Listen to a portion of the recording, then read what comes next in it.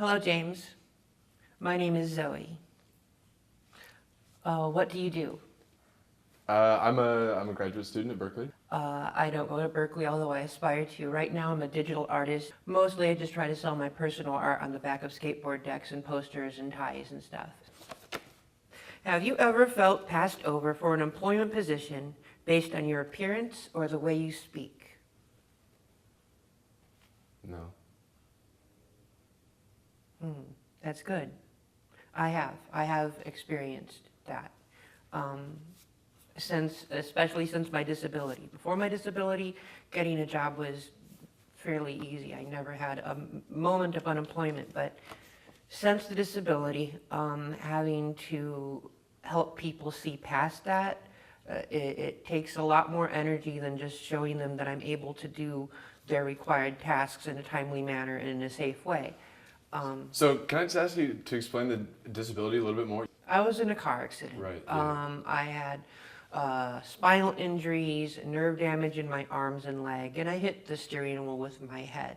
Oh my I've God. had several injuries to my head. Now I have seizures, and if you look carefully, I have scars all over my forehead because I refuse to wear a helmet. They don't happen so often, but the accident was in 2000. So often enough so that I end up looking and sounding like I've been bashed around a bit, because I have, you know. Yeah, for sure. But It that, sounds that, like it. that doesn't limit my capabilities. Uh-huh. It does limit other people's expectations of what I'm able to do, or it changes whether or not they think I'm one of the people that's allowed to be doing that task. How many times do you think you've been passed over for a job because of your disability? I would probably say in the past 15 years, probably about 4 or 5 times, but it was only based on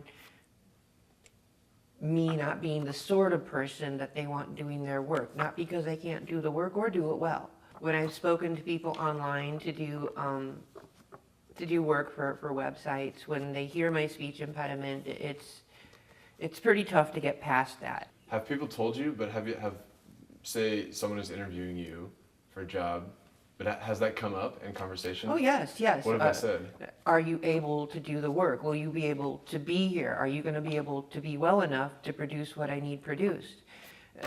The truth is, yes. I might get sick a couple days in between, but the work will be done, you know, and it will be done well. I have a very specific outlook, so I really feel that they might be missing out on something that could benefit them simply based on my appearance and their assessment of what my abilities may be. It is a major hurdle trying to convince other people that I am hireable. It's probably not just because of my disability, it's probably because of my age, and I'm just not like everybody else, so I don't have the same chances. I have to convince other people that I'm able to do the work and that my presence is a benefit, and that's the challenge, because not everybody understands a person like me. That's rough. Yeah, yeah, it's rough, but it is, and Yeah. it could change. It could change with people simply I hope so. seeing the reality of a situation and not their initial cognitive assessment, because we really don't know till we get to know each other. We Yeah. really don't know until we talk. Absolutely. Were you told by your parents that you were smart, beautiful, and capable of achieving anything you wanted? No, no. My parents repeatedly told me how dysfunctional I was going to be in the world because I wasn't doing exactly what they wanted. It was kind of a different situation. They were Catholics, but then became Jehovah's Witnesses, but they were drug abusing Jehovah's Witnesses. So it was pretty difficult, and by the time I was 15, they decided they didn't want me living there anymore. They had me pretty much convinced that I wasn't really worth the air that I was breathing, and that was a really rough start to my life, because I had to convince myself that I could do whatever I wanted to do, and it took a lot of trial and error, and for a while I wallowed, but They kicked you out when you were 15? yes, yes. What did you do? The first night I slept in a cornfield. It was rough. It was very rough. But I met friends, and of course the sort of people that are hanging out with the homeless kid from school are probably the people that are a little bit different themselves. So I ended up staying with friends on their couches or in their basements, or, well, I was pretty much homeless, bouncing around. What did your parents want you to do? Not be myself, pretty much. I've been gender non-congruent for my entire life. I was born with a problem in my genitalia where it didn't match everybody else's genitalia. So during my childhood, I had trouble identifying with what they wanted me to be, which was male. I tried to live as male, and I failed. Also, there was a situation with my parents where their friends sexually abused me, and there was a big hassle trying to get that managed, and it was apparently my fault for blaming people for doing things they didn't do. So that was a big problem with my parents, and since they wanted to appear to be good Jehovah's Witnesses, they couldn't have me around as evidence that that wasn't actually true. Wow.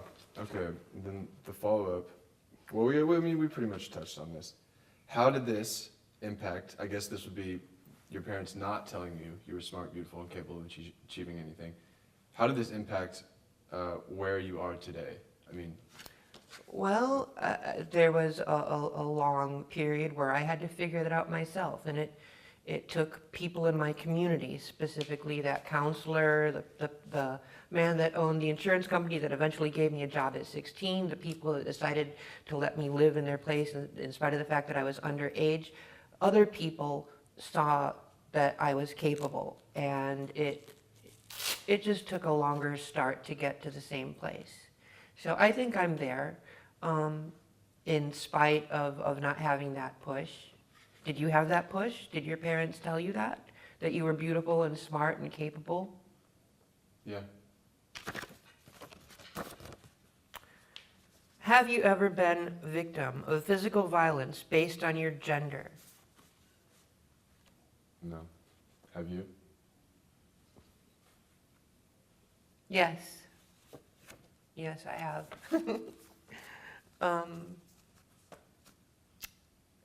All throughout my life, several times, several different people. The last time that it happened, I think it's because people didn't like seeing a transgendered person walking down the street. 2 men attacked me one night while I was walking home from getting pizza. This was just a couple years ago. And they did horrible things to me, and they beat me up. Because of my gender issues, I'm certain that gave my parents clearance to beat the demons out of me. So it's been a lifetime of that. I've been in 4 relationships as an adult where I've been the victim of domestic violence. So the answer is yes. It's happened a lot. How has it affected you? It's kind of shaken the confidence that I've had. I know that there was a time in my life when I felt that I could walk around freely and not fear violence. But that time has passed. And now instead of being able to look at all my fellow humans with love, I have to look around and think, am I safe? And that closes off so many social doors or instances where there could be discourse and understanding, simply because a few people have decided that it's okay to instill fear in others based on a part of them that they really can't help. Have you ever experienced anything, violence or No. as a man with long hair walking down the street, no one has ever hassled you?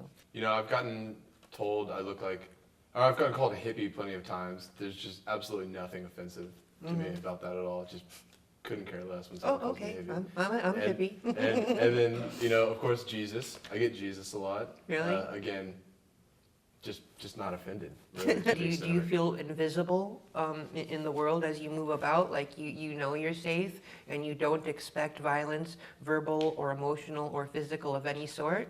Because I'm a man? Because you're a white man. Because you're a young white man.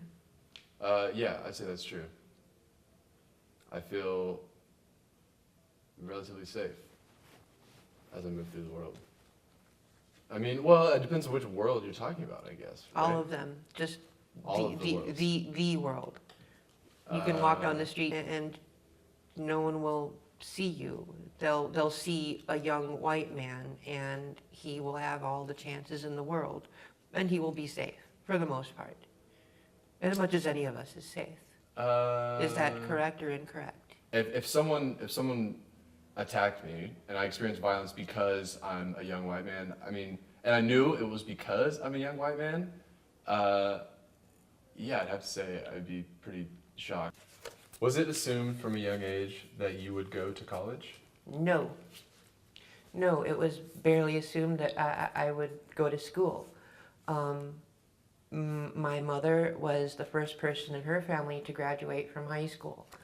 The only college that I had is because I forced myself to go. I took out the loans. I did it myself. So any education that I got was because I forced myself to do it. And so why did you force yourself to go to college? Just desire of knowledge. I couldn't see anything else except the fact that I needed to know more about this world that I finally discovered when I was released from the shackles of my family telling me that I was incapable. What about you? Yeah, absolutely. Your mother totally expected you to go and assisted you? Yeah. Pointed you in the right direction? Mm-hmm. Grounded you on days you should be grounded to do your homework? Maybe not that. But yeah, she definitely, I mean, it was assumed that I was going to go to college, and she definitely did everything she could to help me get there. That's awesome. Yeah. That's amazing. Right. She's amazing. Yeah, I guess that is a form of privilege, knowing that you're going to go no matter what. Of course. Um, Of course.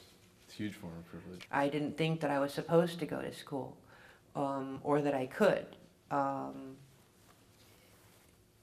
I decided on my own. It was an experiment. It wasn't there automatically. I had to fight for that privilege. I didn't realize that it could be mine. I had to fight for it. Mm-hmm. Is there anything that you would like people to know about you?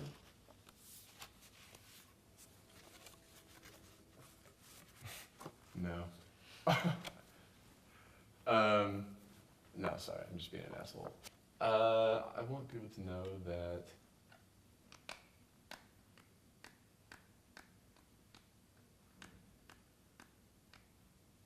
I want people to know that I care about them and that I'm interested in them, even though I may not come across that way. What about you? What do you wish people to know? What do you want people to know about you? That I am as capable as them, depending. That my differences aren't so different that I'm not human. I would like people to know that my trail of failures is going to lead to a success occasionally, because you can't have success without failure first.